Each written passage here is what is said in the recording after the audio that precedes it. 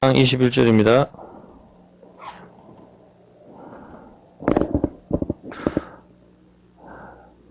마태복음 10장, 예, 마태복음 10장입니다. 마태복음 10장 21절. 장차, 가만있어요. 마태복음 10장 21절 뭔데, 11장 한번 볼게요. 11장. 마태복음 11장인가? 그러면, 잠깐만, 마태복음, 저기 몇 장이죠? 저기, 낙타와 바늘기 나오는 게? 잠깐만요. 내가 한번 쳐볼게요.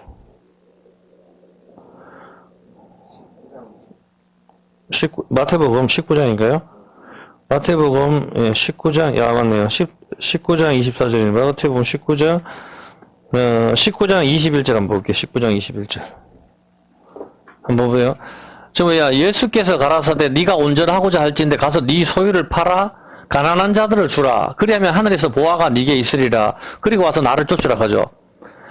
제가 갑자기 오늘은 마지막 징조를 갖다 해야 되는데, 제 앞부분에 요걸 갖다 잠깐 설명하려고 하거든요. 왜 그런가 하면은, 네이버 블로그에 글이 올라가지고, 자기가 이게 이해가 안 된다. 이해가 안 되는 건 좋은데, 당신 그래서 천국에 못 간다. 이런 식으로 글을 올려가지고, 제가 좀 하도 좀 황당해가지고, 오늘 이 부분을 갖다 잠깐 좀 설명을 하려고 하는데, 성경의 해석은 여러분들도 아시다시피 주석을 살펴보면 알겠지만은 칼빈도 그렇고 전부 다 주석이 틀려요.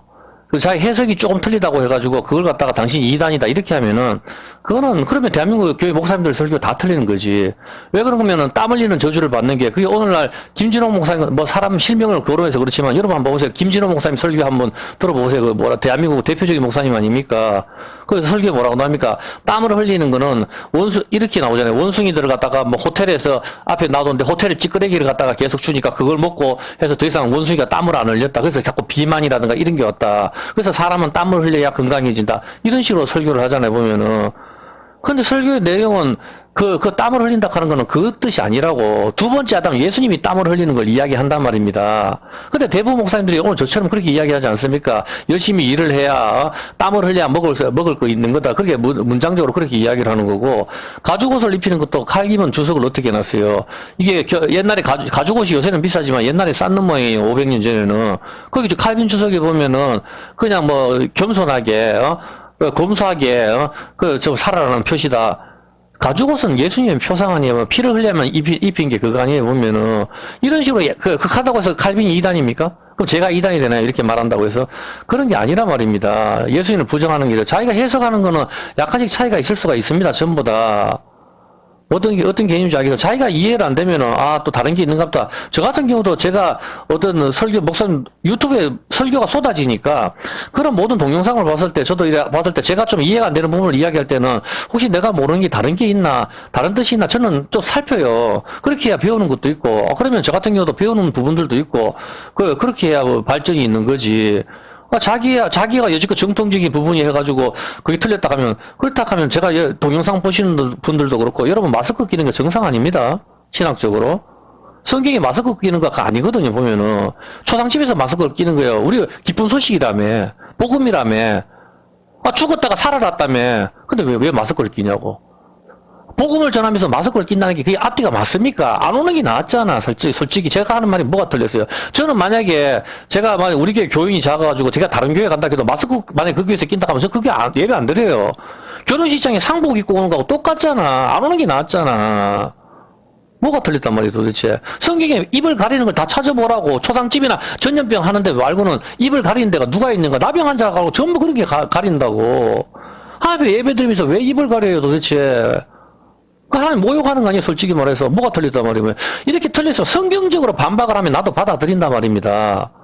근데 성경적으로 반박도 하지도 않고 자기한테 이해가 안 된다고 해가지고 그런 식으로 갖다 밀어버리면, 오늘 오전 같은 경우 제가 그렇게 하잖아요. 노아의 방주가 천사가 사람하고 결혼해가지고 거의 낳았다 하는 거, 나 성경적으로 반박을 하잖아.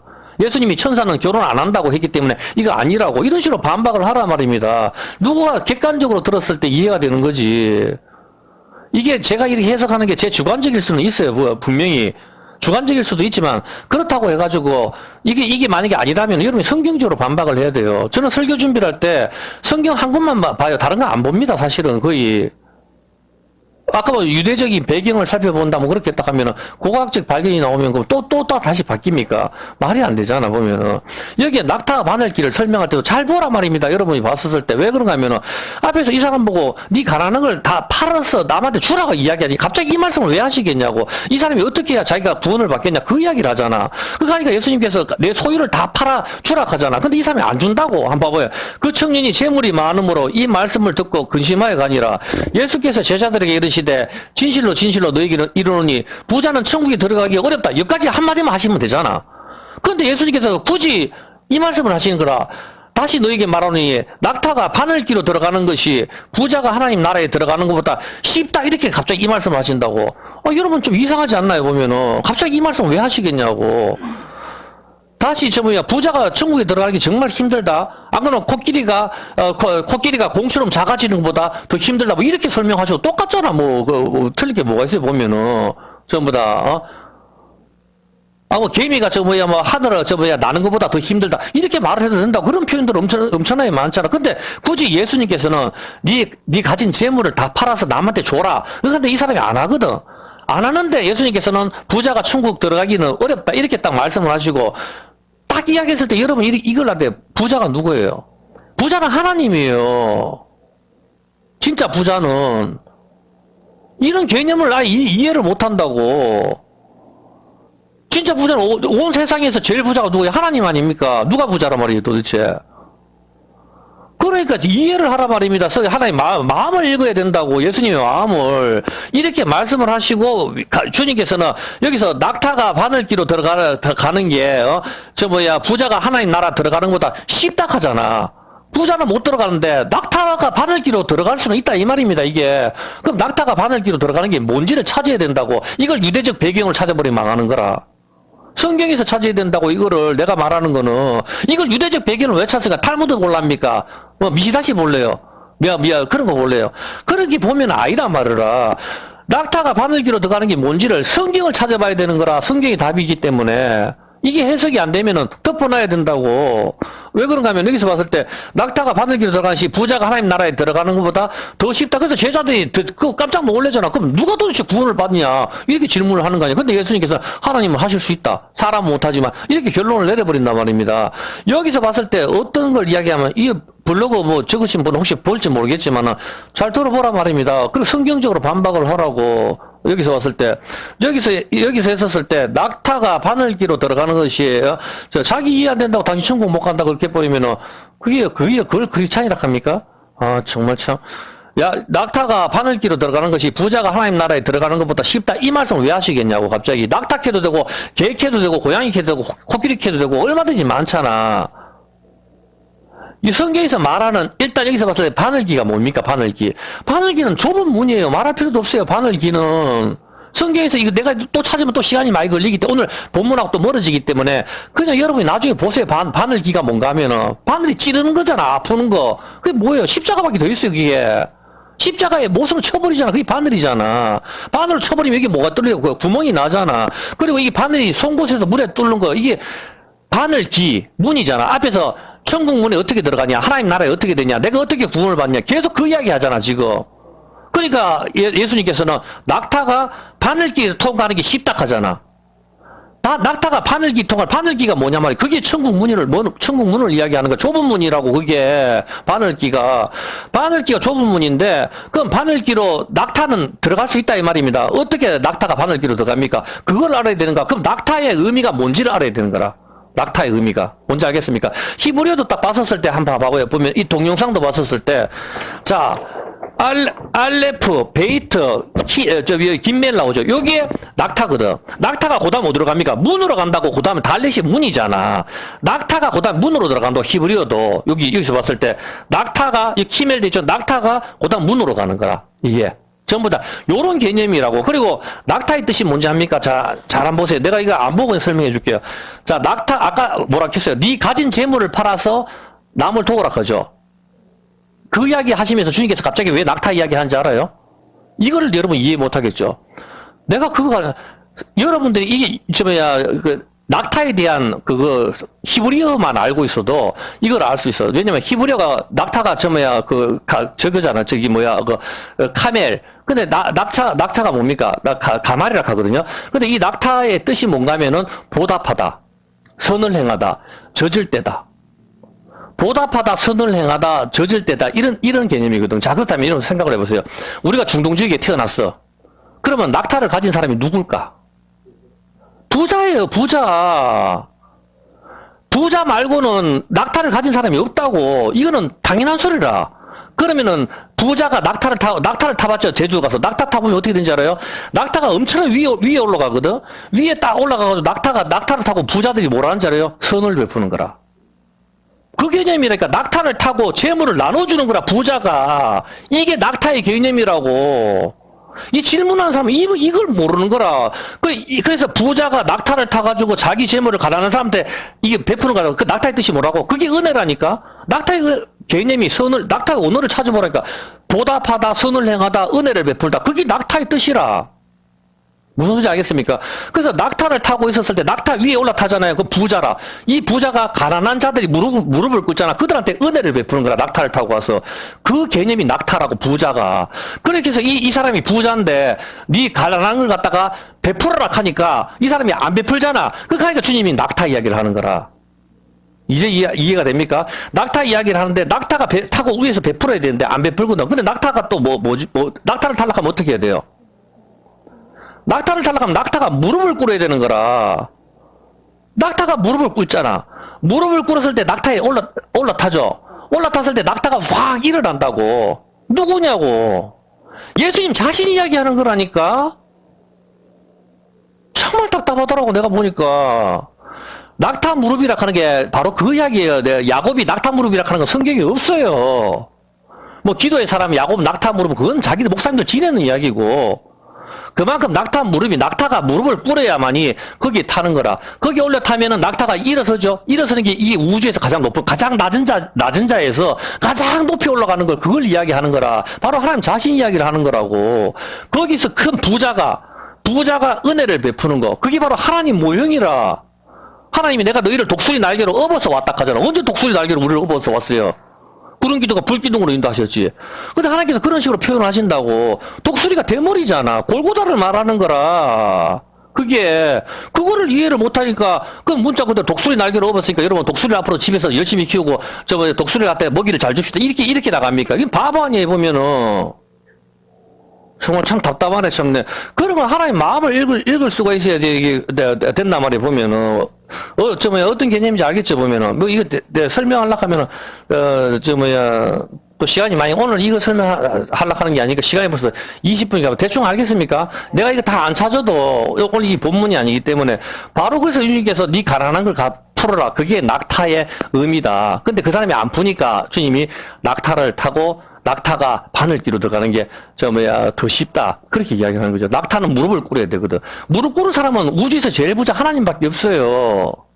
십자가에서. 이제 알겠습니까? 낙타가 바로 부자라고. 우주에서 제일 부자가 누구예요? 하나님 아니에요. 그 제일 부자가 무릎을 꿇는다고, 우리 때문에 십자가에서. 무릎을 꿇고 일어나잖아. 그게 뭐예요? 십자가 들어 올리잖아. 그게 좁은 문이잖아. 뭐 얼마나 더 쉽게 설명하라고. 이거 해석이 틀리고, 그럼 다른 걸 설명해봐. 여러분이 설명하는 게 뭐예요? 여러분들이 여지껏 저한테 댓글 다는 건 전부 여기잖아, 보면은.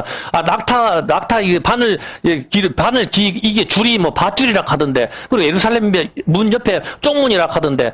여러분, 제가 했는 게 더 신빙성이 있습니까? 방금 이렇게 신학자들이 말하는 게 더 신빙성이 있어요.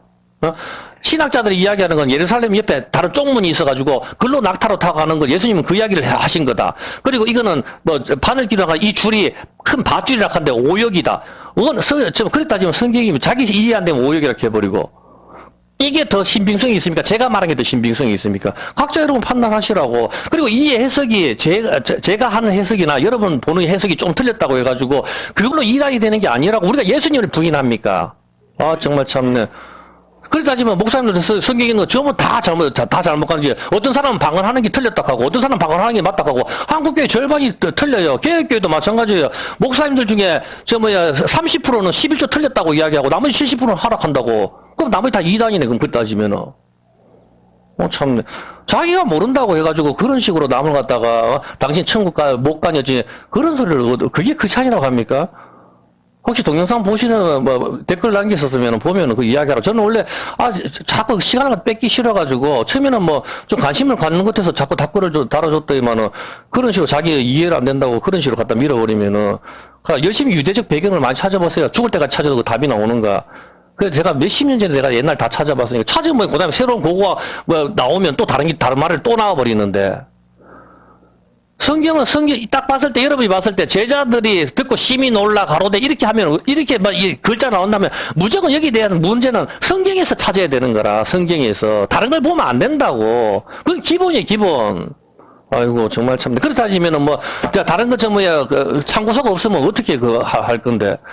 저는 여지껏 몇 년 동안 하면서 성경책 말고 다른 걸 본 게 없어요. 다른 거 그냥 여러분한테 달러나 이런 거 봤을 때 참고하는 건 있어도 다른 거 설교할 때 다른 거 한 개도 성경책 말고는 다른 건 안 봅니다. 성경의 답은 무조건 구약이나 시편이나 다 있기 때문에 거의 시편에 답이 있든지 거기 답이 다 있다고. 저도 대충 이렇게 봤을 때 제가 모르는 답은 시편에 있구나 하는 걸 저는 어느 정도 계속 보면서 알게 됐어요. 제가 시편이나 전도서, 잠언서 거기에 대부분이 이제 답이 있다 하는 걸 내가 많이 보게 되고 하나님께서 다 심어 두셨다고. 자기 이해 안 된다고 해가지고, 당신이 이상하다고. 이상을 하면 그걸 좀 덮어뒀다가, 좀 나중에 봐가지고, 왜 저런 말을 할까 생각을 해봐야 되지. 그런 식으로 갖다 밀어버립니까, 도대체. 그리고 솔직히 코로나 다음에 전쟁이 온다고 하고 하는 건, 전 우리 교회나 그렇게 이야기, 다른 사람 누가 그렇게 이야기합니까? 솔직히. 우린 다 맞췄잖아, 전부 다. 지금 참네. 마태복음 24장 6절 한번 보세요. 그리고 참 지금도 뭐랄게요. 세대주의 있다가지고 환란 전에 우리가 휴거된다고 유튜브 찾아보라고 10개 중에 교회 7교회가 환란 전에 우리 휴거된대. 거짓말 좀 하지 말라고. 성경에 어디 환란 전에 우리가 휴거된다고 나와 있어요 도대체. 환란은 교회가 다 당한다고 전부 다. 성경을 좀 읽어보라고. 성경을. 이상한 소리 좀 듣지 말고 성경을 안 읽고 자꾸 목사님들 헛되기 같은 소리만 듣고 앉았으니까 그렇게 하는 거 아니에요. 사도 바울이 설교를 해도 베레아 사람들은 이게 맞는지 구분을 했다고 좀. 머리를 뭐하러 두고 합니까? 세상 사업도 벤치 마킹을 하고 저 사람이 장사하나 안 한다 따지고 하는데 영혼을 걸고 하는 것 같다가 그렇게 대충 합니까? 정말 참네. 그건 아니잖아요, 보면은. 이게 맞는지 안 맞는지를, 저도 엄청나게 돈을 많이 주고 해서 공부를 했어요, 보면은. 제가 잘했다가 저도 다 맞는 건 아니지. 저도 틀릴 수가 있어요, 보면은. 그래서 여러분 듣고 여러분 판단을 하면 되지. 보면 사도 바울이 설교를 해서도 이게 맞는지 확인 안 했습니까? 베레아 사람들이 대사도가 그렇게 해도 그게 정상적인 거라고. 뭘 믿습니까? 아멘이에 보면 믿기지도 않으면서 말도 안 되는 소리지.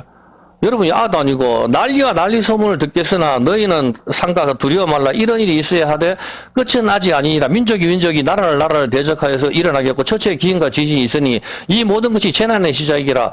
유튜브를 한다고 해서 제가 돈을 버는 거 내가 거기다가 헌금 계좌를 하나 적어놨습니까? 뭐랬습니까? 관심도 없어요. 나는 그런 데 대해서. 단지 이 동영상을 찍는 이유는 제가 여지껏 이 하나님 진리에 대해서 많이 알았는 걸 갖다가 혹시라도 나중에 제 자식이 보든지 제가 죽든지 어떻게 하든 이게 남아있어서 단 한 사람이라도 본다면은 전 그걸로 족하다. 그냥 복음을 전하는데 내가 최선을 다했다. 그냥 하나님 앞에 칭찬받고 싶어서 그 이후에는 단 한 개도 없단 말입니다. 여기서. 아이고 참. 그리고 돈이 필요하면 내가 돈 벌면 돼요. 아무 관심도 없어요. 그런 데 대해서. 하나님 복음을 여기서 저거 다 한번 살펴볼까요? 참. 디모데, 잠깐만요. 여기서 봤었을 때.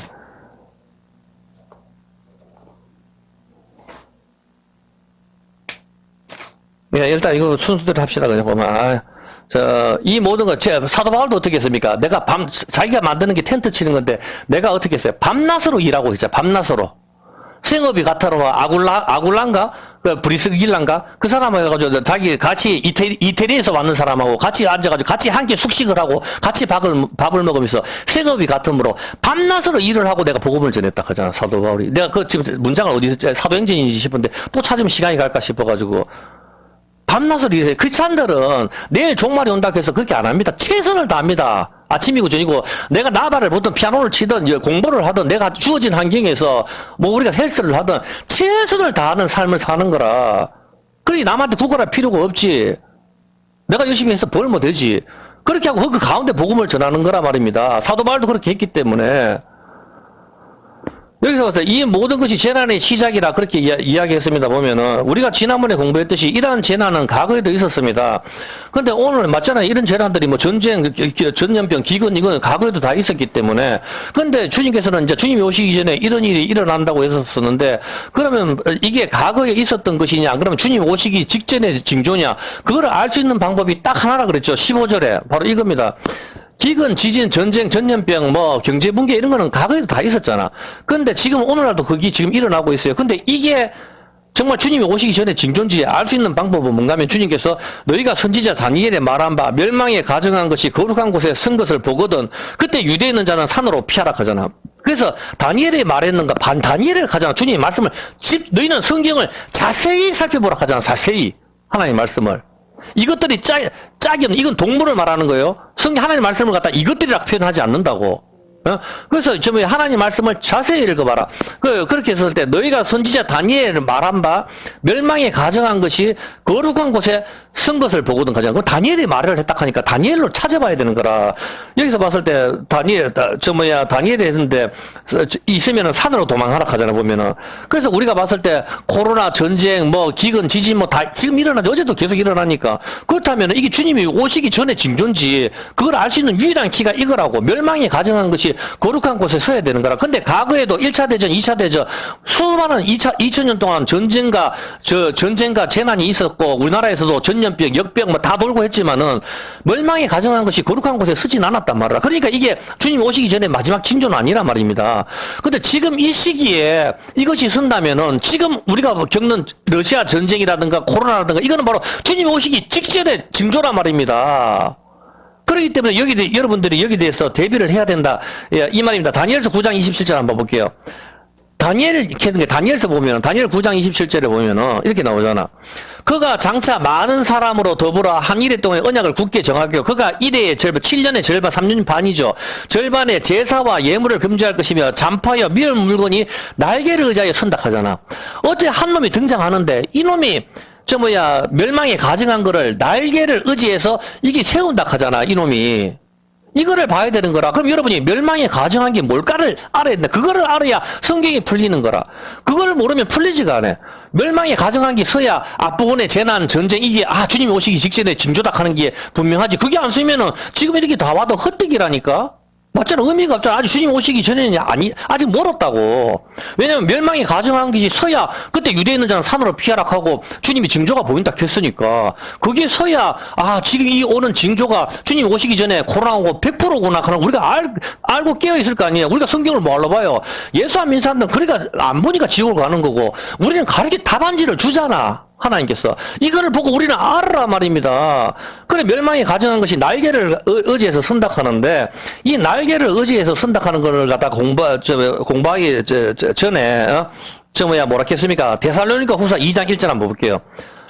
이 선다는 걸 공부하기 전에 데살로니가 후서 2장 1절 잘 봐. 형제들아 우리가 너희에게 구하는 것은 주 예수 그리스도의 강림하신가 우리가 그 앞에 모임에 가나요 혹 영어로나 혹 말로나 혹 우리에게서 받았다는 편지로나 하나님 말씀이죠. 편지 성경이죠. 성경이나 사도발의 말로나 뭐 기도하다가 뭘 받았다 하는 말이나 주의 날이 이르렀다고 동심하거나 두려워하지 마라. 사도발이 가르쳐 주잖아.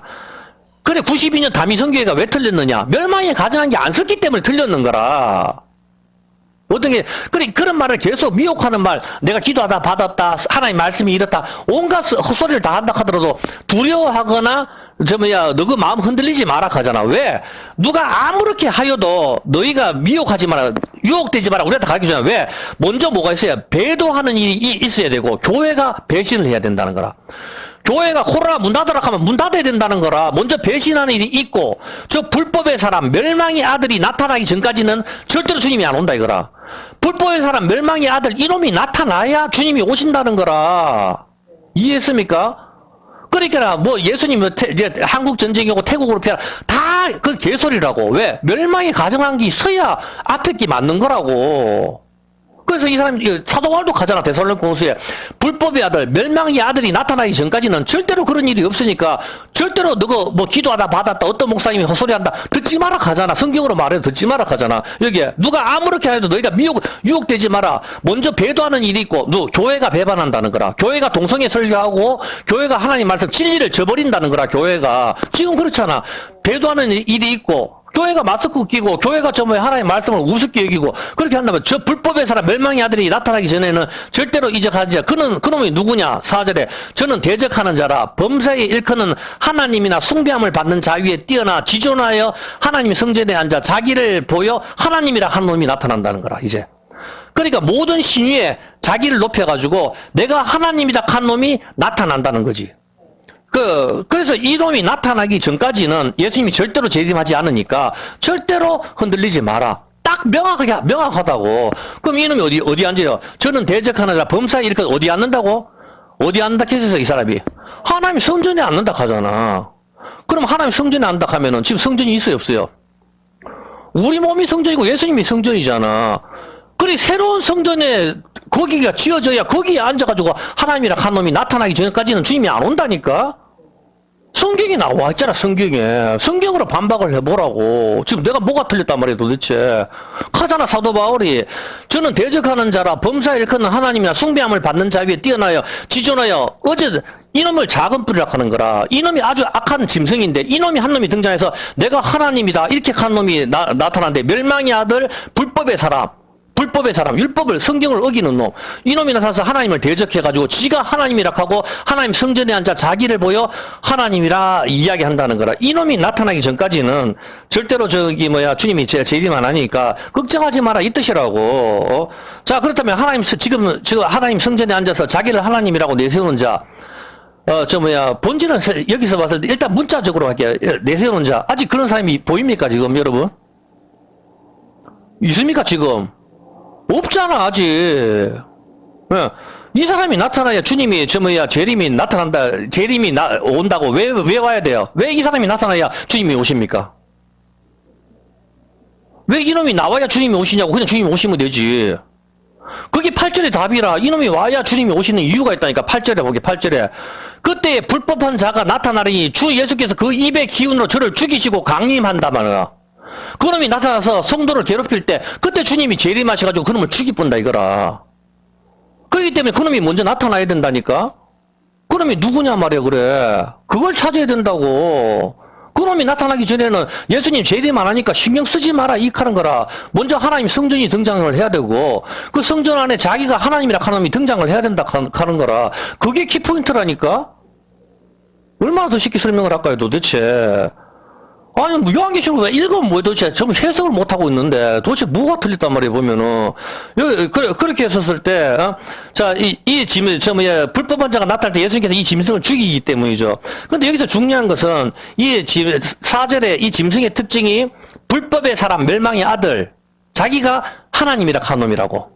하잖아. 이놈이 누군가면은, 불법의 사람이고, 4절에, 멸망의 아들인데, 자기가 하나님이라 한 놈이라.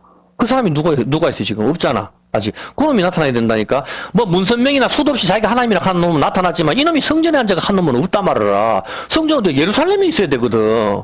거기서 와서 자기가 하나님이라 한 놈은 아직 없단 말이야 보면은. 그놈이 나타나야 진짜라니까. 자, 그때, 그렇다 하면 먼저 성전이 세워져야 되는 거라, 먼저.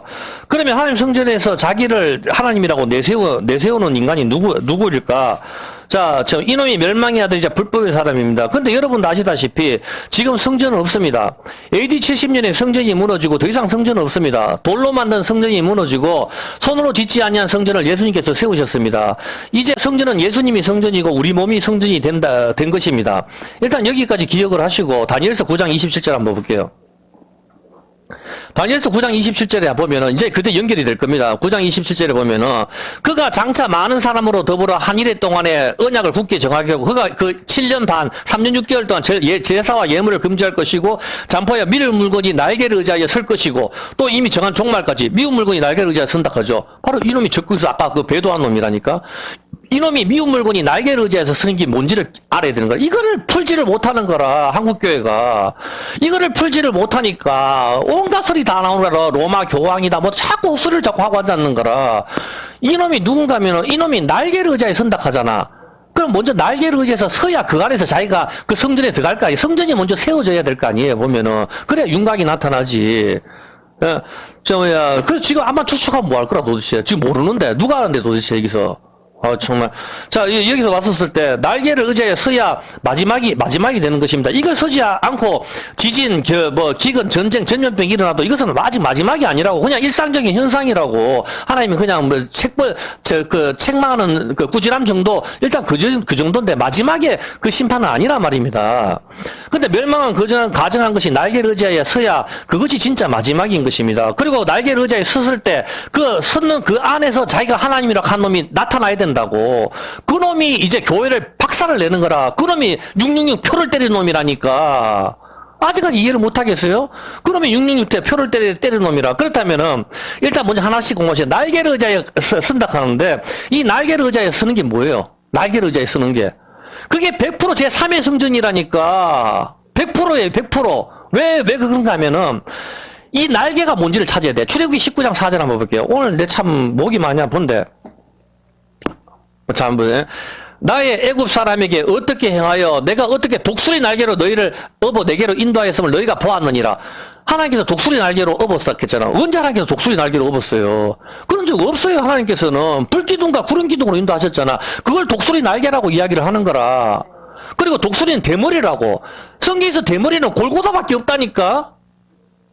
바로 예수님께서 내가 골고다 언덕 십자가 그걸로 너희를 업었다. 날개는 지금 그 이야기를 하는 거라. 독수리 날개는 이게 하나님께서 뭐라 하면 독수리 날개로 업었다 하잖아. 이 날개로 업었다 하는 게 뭐냐? 구름 기둥 불기둥인데 구름은 뭐예요? 물이잖아. 물에다가 불이 비치면 뭐가 돼요? 무지개가 된다니까. 이게 언약으로 말하는 거라. 언약은 영원한 언약 십자가잖아. 내가 피를 주고 최후의 만찬 때 주면서 이게 새 언약이라 하잖아. 새 언약은 십자가라니까. 영원한 언약이 십자가지. 그거 말고 뭐가 있어요 도대체. 모든 구약에 있는 아브라함과 모든 언약이 십자가 하나로 통하는 거라. 그렇기 때문에 독수리 날개를 너희 업어 내게로 인도했음을 너희가 봤다 하잖아. 봤다 했는데 그거 하나님께서 구름기둥 불기둥이라고 하고 구름에 불이 비치면 무지개가 그게 무지개 언약이잖아. 무지개 언약을 주면서 뭐라 해요? 이제는 고기 먹으라 하잖아. 고기 먹으라 하는 게 그때 고기 그대로 와서 예수님께서 새 언약이다 하고 고기 먹으라 하잖아. 내 몸 먹으라 하잖아. 그게 그렇게 흘러오는 거라니까. 그걸 이해를 못하면 어떻게. 그리고 여기서 봤을 때 독수리 날개는 바로 그 이야기를 하는데, 누가복음 13장 34절에 한번 볼게요. 이 날개를 또 뭐라고 표현하는가 하면, 미운 물건이 날개를 의지한다 하면 날개를 뭐라고, 성경에서 날개를 갖다가 날개 하니까 탁 독수리를 찾는 게 아니고, 성경에서 날개를 뭐라 하는지를 찾아보라 말하라. 그래 답이 나올 거 아니에요. 보면은, 여기서 뭐, 예루살렘아, 선지자들 죽이고 니게 파송된 자를 돌로 치는 자여, 제 새끼를 날개 아래 모은 같이, 예루살렘을 지금 뭐라 해요? 암탉이 날개 아래 모음같이 이렇게 표현을 하잖아. 예루살렘을 갖다가 예루살렘아 성전을 말하잖아. 성전아 예루살렘아 내가 암탉이 날개 아래 모은 것처럼 내가 너희를 모으려고 한 적이 얼마나 많냐. 근데 너가 원하지 않는다 이렇게 표현하잖아. 암탉이 날개를 표현하는 거. 날개는 성전을 말하는 거라. 참네. 이거는 그냥 문자적으로 내가 성경에 있는 걸 찾았는 거고, 그 다음에 원어로도 찾을 수가 있어요. 이 날개가 바로 옷에 술을 말하는 거라. 옷에 술을 길게 다는 거죠. 혈류병 환자 잡으면 그걸 날개라 한다고. 옷에 내 술을 다는 거. 그리고 땅에 내 모퉁이를 날개라 하는 거라. 그래서 이쪽 사방, 이쪽 저쪽에서 모은다 하는 의미가 다 그런 의미라고. 자, 그렇게 하는데, 전부, 이 날개는 십자가를 이야기하고 있는 거예요. 우리가 성전에서 옛날에 소나 양이나 짐승을 잡았습니다. 이 짐승의 머리에 뭘 합니까? 안수를 하잖아. 안수를 할 때 주먹 쥐고 이렇게 안수 죽어라 이렇게 합니까? 손을 펼치잖아. 왜 손을 펼치냐고. 손을 펼친다는 뜻이 뭡니까? 이 안수락 하는 게. 이제부터 이 짐승은 제물이 되는 거라. 제물이 되는데 여기 손을 갖다 이렇게 딱 올리면 어떻게 해요? 내 죄가 넘어가죠. 이 넘어가는 거. 이게 넘어가는 게 이 죄가 넘어가는 게 이 안수가 기대다.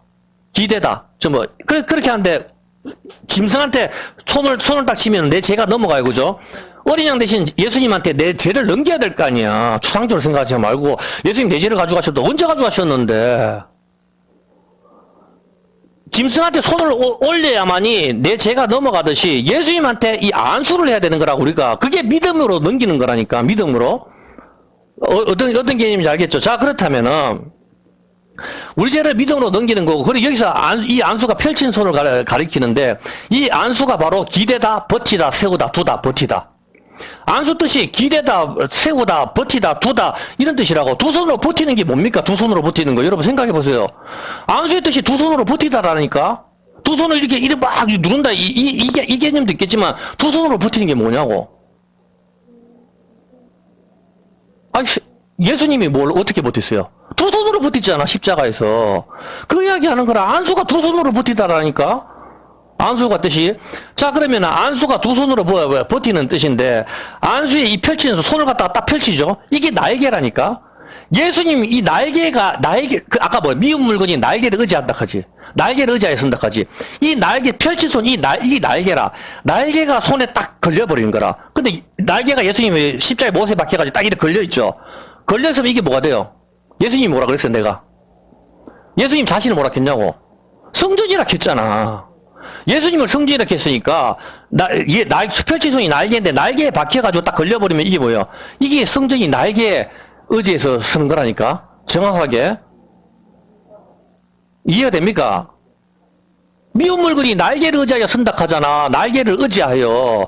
왜 날개를 의지하냐고, 발이나 손을 의지해도 되는데, 날개를 의지한다 하는 것은, 날개는 펼친 손인데, 펼친 손에 못을 박혀가지고 성전이 의지해 있는 건 예수님밖에 없다고. 근데 예수님 빼고 다른 놈이 이제 그거를 날개를 의지해서 세운다는 거라. 그게 제3의 성전이라니까. 에스겔서에 나오는 그 성전을 말하는 게 아니라. 자, 그렇게 했는데, 그렇게 해서 이 날개에 못을 박았을 때 그게 날개가 찢어지더라. 날개 찢어지다.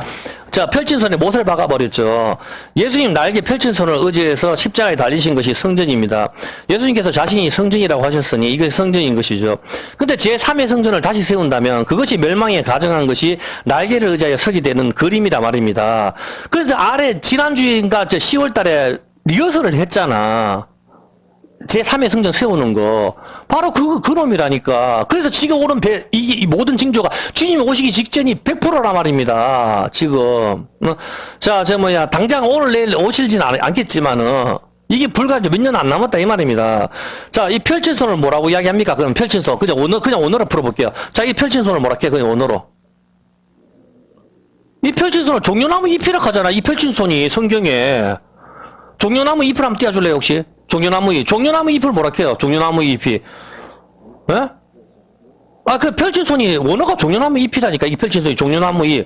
종려나무 잎이 뭐예요, 이게? 이게 새의 날개라니까?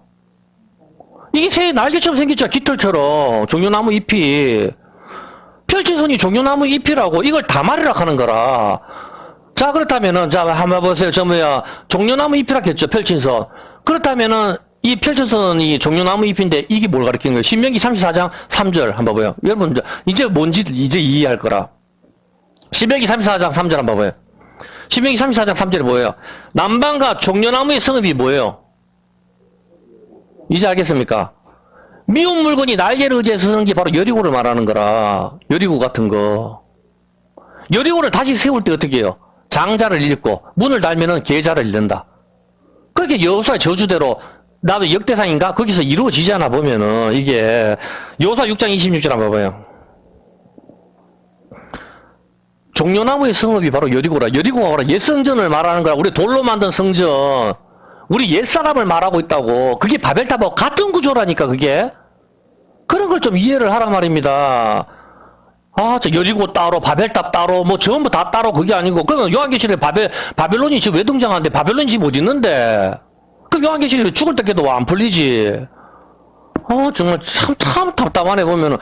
여호수아가 그때의 맹세로 무리를 경계해 그러되 이 여리고성을 누구든지 일어나서 건축하는 자는 여호와 앞에서 저주를 받을 것이라. 그 기초를 쌓을 때 장자를 잃을 것이고 문을 세울 때는 계자를 잃으리라. 그래서 이게 그대로 나중에 저주가 임해서 여리고성을 다시 세운 놈이 이렇게 죽잖아. 그럼 여리고성을 다시 세우는 게 뭐예요? 그게 다시 제3의 성전을 세우는 게 여리고라니까.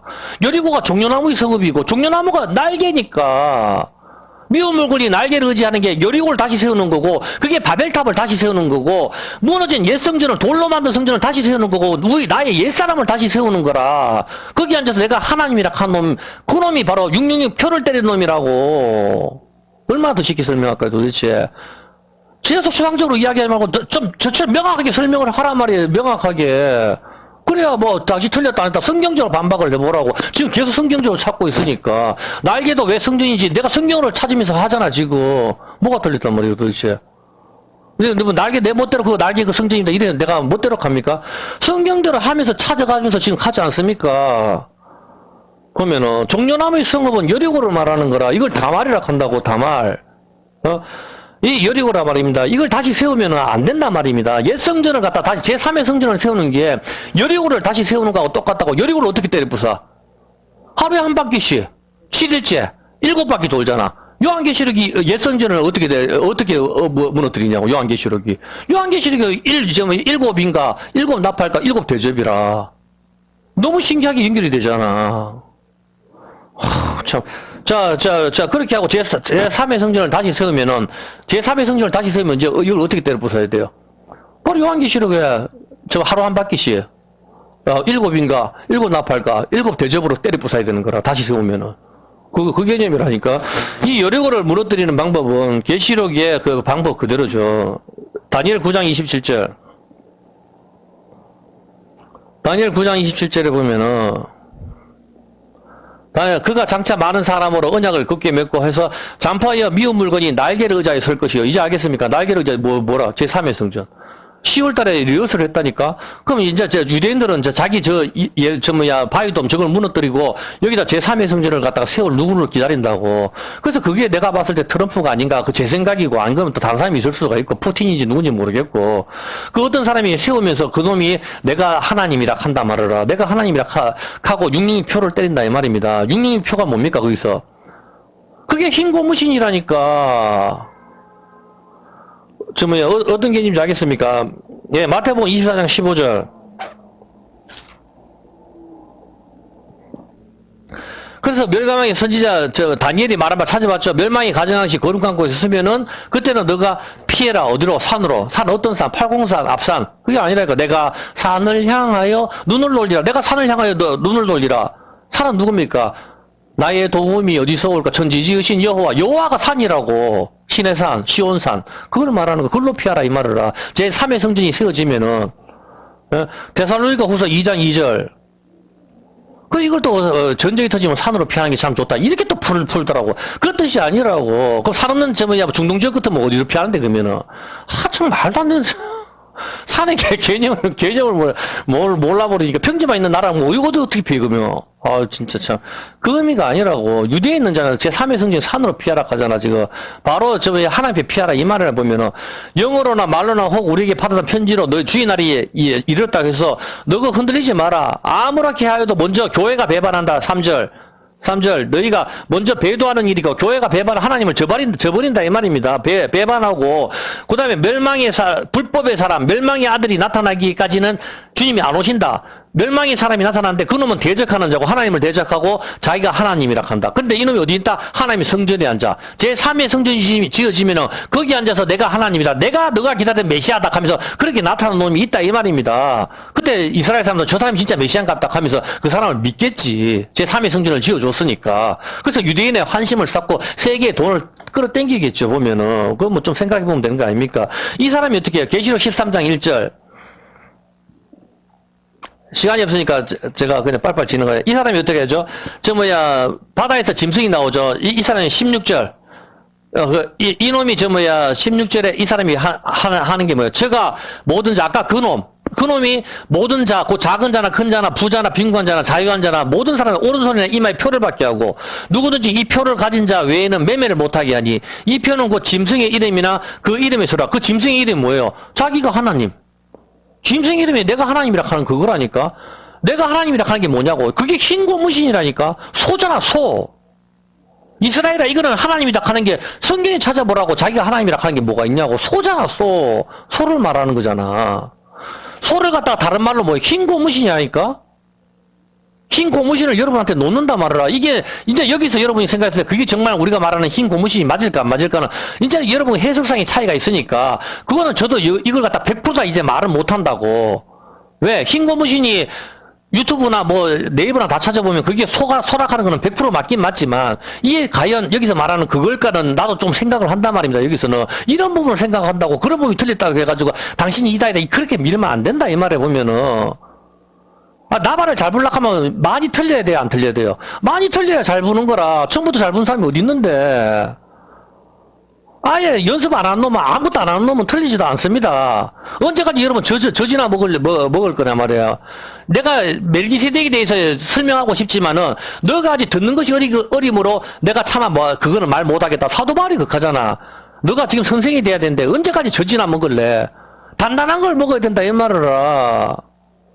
이만큼 교회를 다녔으면 또 단단한 걸 먹고 하나님 마음을 알아야 되지. 언제까지 저지나 먹고 우리가 믿습니까? 아멘하고 극하고 앉았냐고 도대체. 믿음이 뭔지도 모르면서 믿는 게 뭔데 도대체. 여러분 처음 집에서 내가 딱 솔직히 말해서 한번 질문에 대답해봐요. 그러면 한번 아주 쉽게 내가 아코디언 선생한테 아코디언 배웠는데 아코디언 선생이 나한테 이렇게 이야기를 하더라고. 나는 도대체 순죽이 안 간다. 왜 안 갑니까?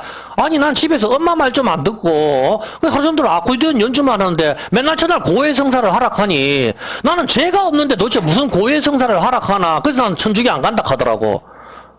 자, 이 사람이 죄가 뭡니까? 반박해 보시라니까 여러분이.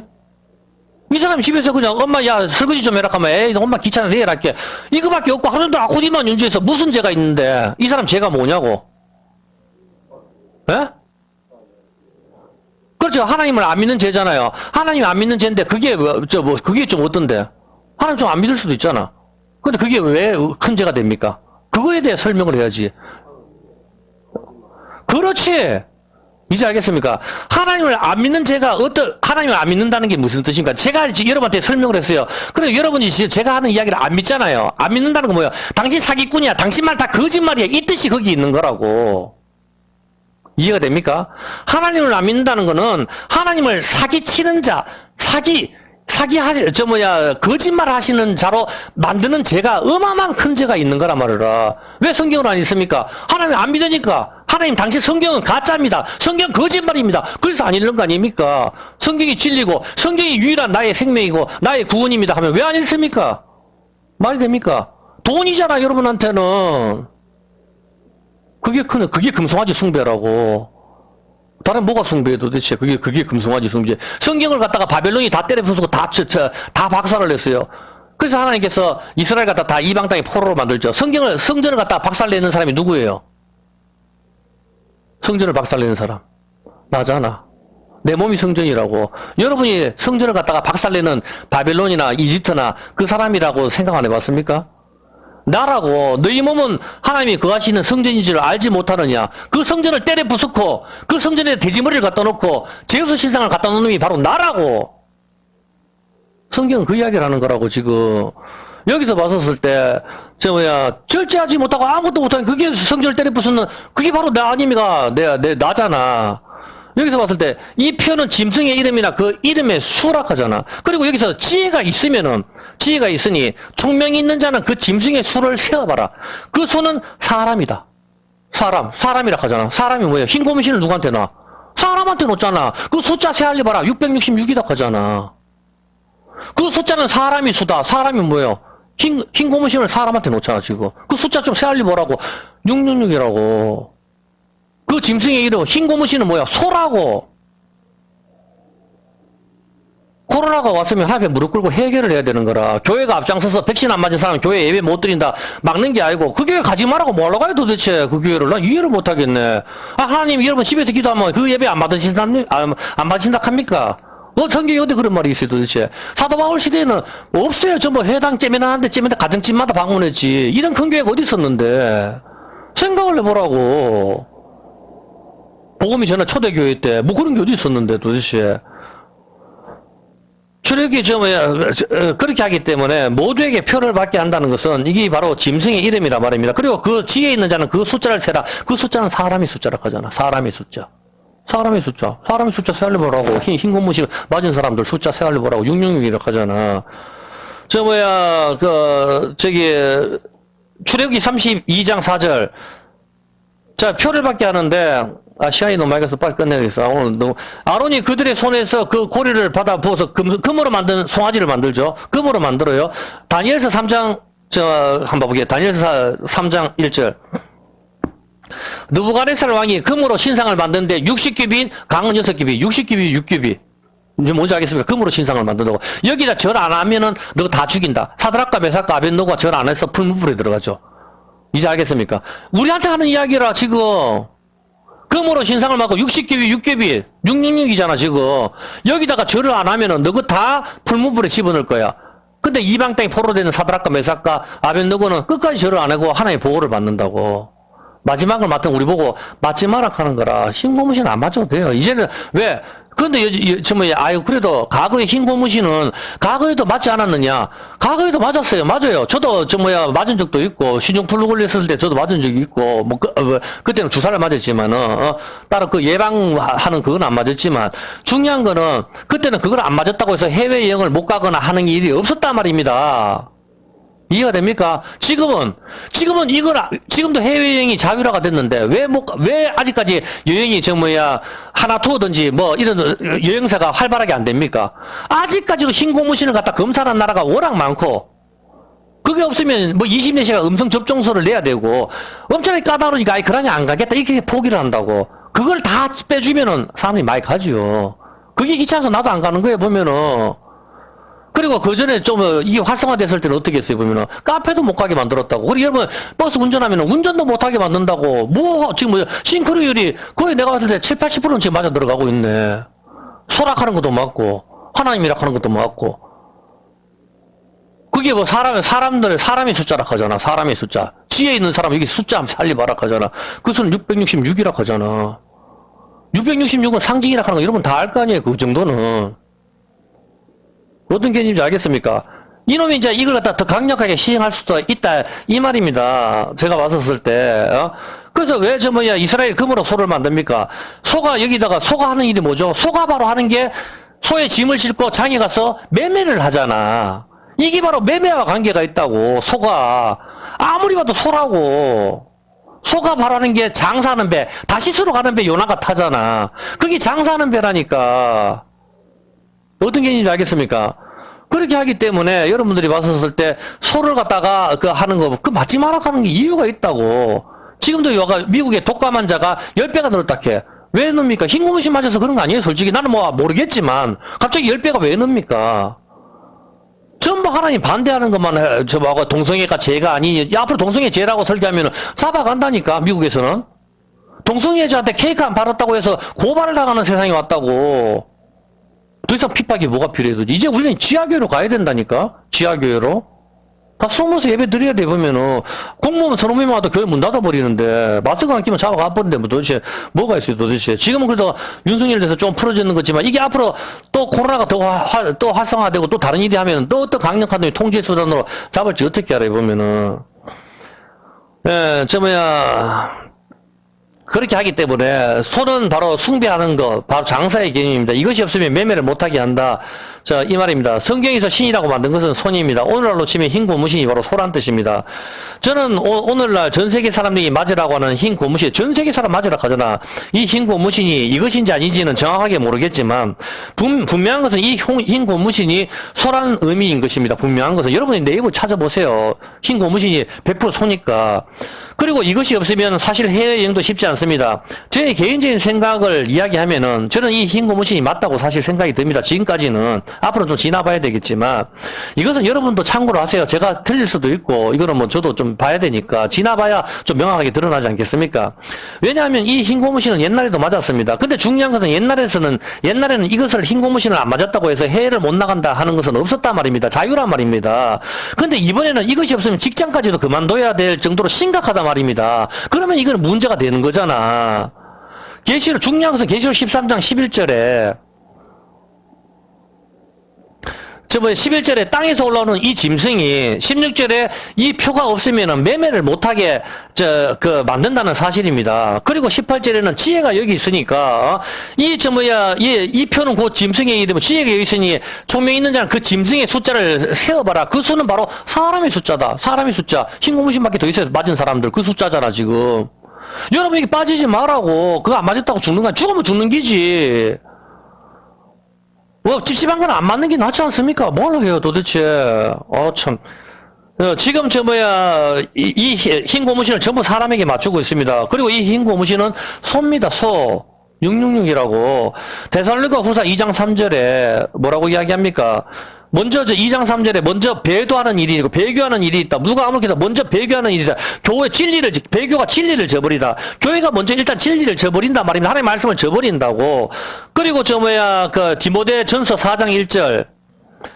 디모데전서 4장 1절에 어떻게 합니까? 믿음에서 성령이 밝게 말씀하시기를 어떤 사람들은 믿음에서 떠나 미혹해 하는 영과 귀신의 가르침을 쫓으리라. 교회가 이제 이렇게 간다는 겁니다. 가르쳐 주잖아, 우리한테. 좀 깨어 있으라고.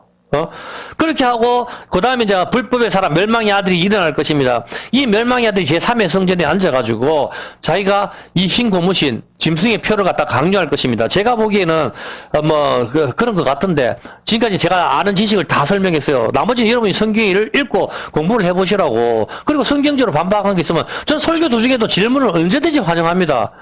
야, 일방적으로 하고 믿습니까? 어디서요 도대체 학교 공부도 그래는 안 하는데. 학교 공부도 할 때 질문을 하지 않습니까? 하나님의 말씀을 전할 때 의문이 있으면 당연히 질문을 해야 되고, 많은 난상 토론하는 거는 저는 굉장히 좋아해요. 왜냐하면, 그래야 저도 신앙의 성숙이 되고, 어린아이가 쓴다 할지라도 배울 거는 배우는 거고, 이거는 우리 영혼 걸고 하는 거 아닙니까? 영혼 걸고.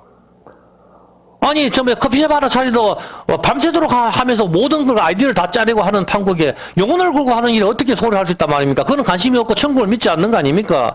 예수님을 믿지 않는 것이지, 다른 걸 어떻게 달리 설명할 수 있단 말입니까? 여러분이 정말 하나님을 믿습니까? 예수님을 믿습니까? 그렇게 믿는다면은, 여러분 삶이 정말 그렇게 살 수가 있습니까?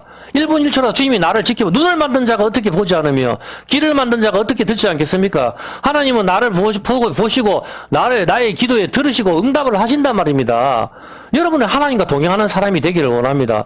그렇게 해야 이 인생이 승리를 하는 겁니다. 돈을 많이 벌었다고 승리하는 사람이 어디 있습니까? 대통령도 자살하는 판국에 그까지 이게 무슨 의미가 있어요? 재벌 회장들, 현대가 전부 다 자살하고 삼성가 다 자살을 합니다. 여러분 인터넷 찾아보십시오. 그게 무슨 의미가 있어요 도대체? 이미 검증이 됐잖아. 그딴 게 우리한테 행복을 갖다 주는 게 아니란 말입니다. 오직 영원한 생명, 하나님 말씀밖에 없습니다. 그리고 매 순간마다 하나님과 동행하는 저와 여러분이 됐고, 죄에서 싸워서 우리가 늘 승리하는 저와 여러분이 되었으면 정말 좋겠습니다. 시편 75편입니다.